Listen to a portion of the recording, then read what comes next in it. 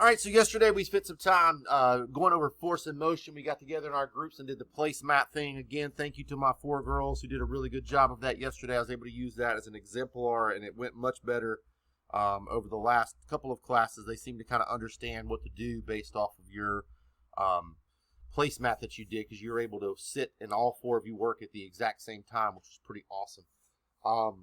And so I realized yesterday, after looking at some of the placemats, I feel pretty confident with force and friction and inertia and pretty much most of Newton's 3 laws, although I think Newton's 3 laws are definitely going to be something that pops up when we do our next, I guess if you want to call it a project, as we keep moving along. But today we're going to review speed, distance, and time, go over that DST triangle again, and we're going to look at motion graphs one more time.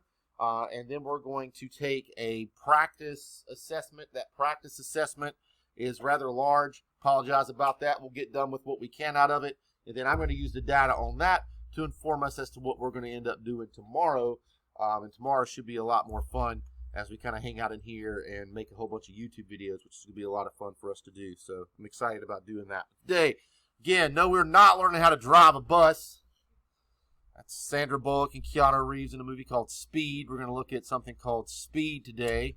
And again, you know that speed equals distance divided by time, right? You guys remember that, correct? You remember the DST triangle? So we're not going to spend a whole lot of time, on going over each slide super slowly like we did at the beginning.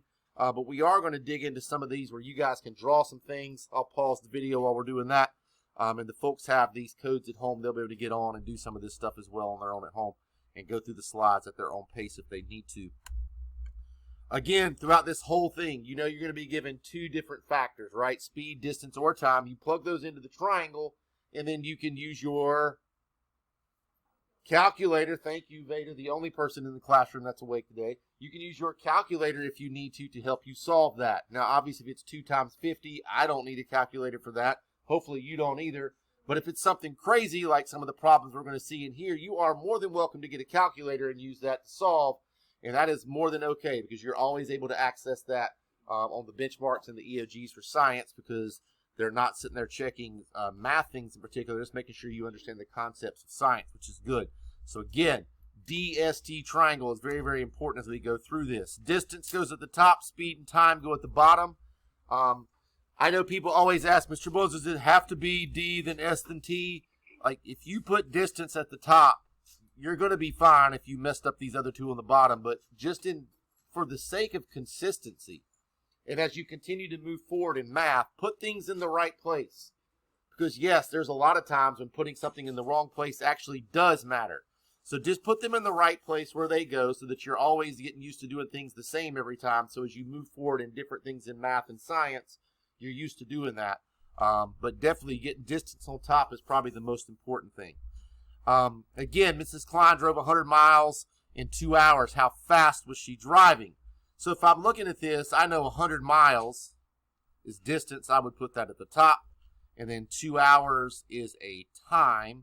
So 100 over 2. 100 over 2 is 100 divided by 2, which is 50. So she's going 50 miles an hour. I don't think that that's a very difficult problem for any of us in here now, right? Like DST, you guys did very, very well with that. And you remember this slide, I'm certain, from the first time we went through this. Miss Levy's heading to the beach. 360 miles. Again, 360 miles is a distance. You would put 360 up here. And she's driving 60 miles an hour. This time you have a speed. So 360 over 60. Right? It looks like a fraction, but it's the same thing as saying 360 divided by 60. I have no doubt Miss Weevil's taught you that. And 360 divided by 60 is 6.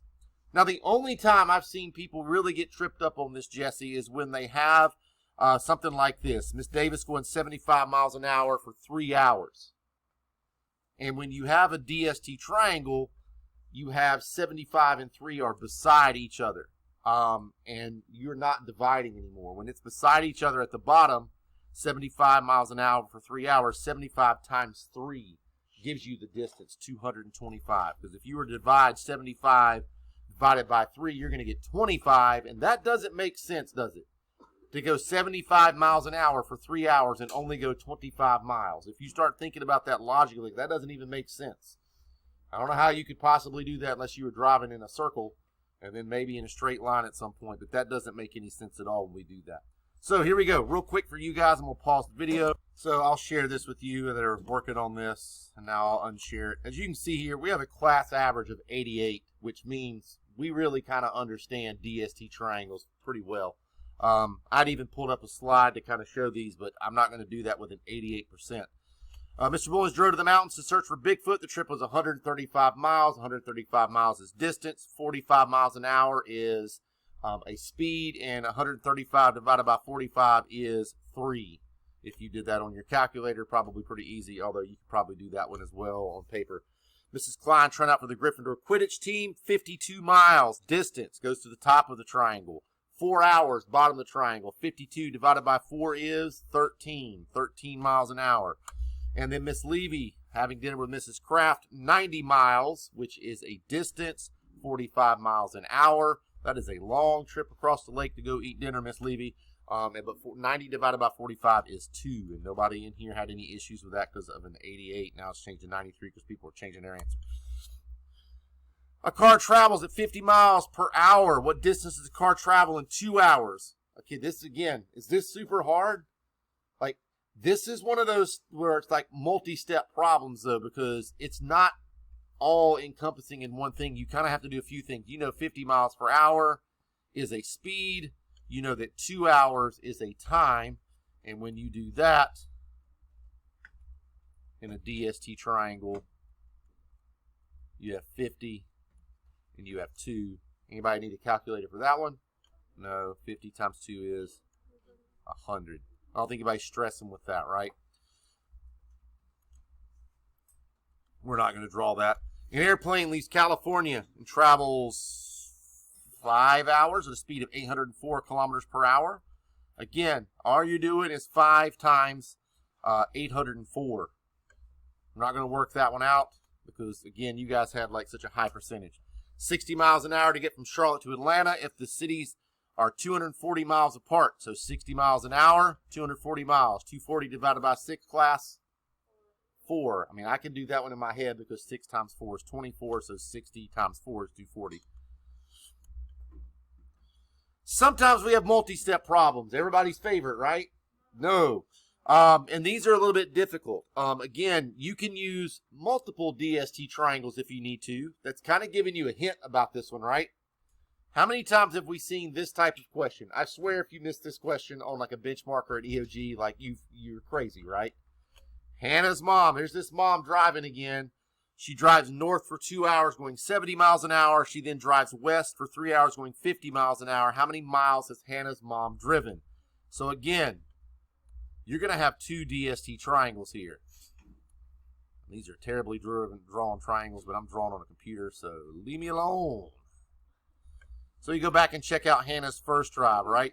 2 hours, 70 miles an hour, right? If you fill in your DST, 2 hours, 70 times 2. What's 70 times 2, class? 140.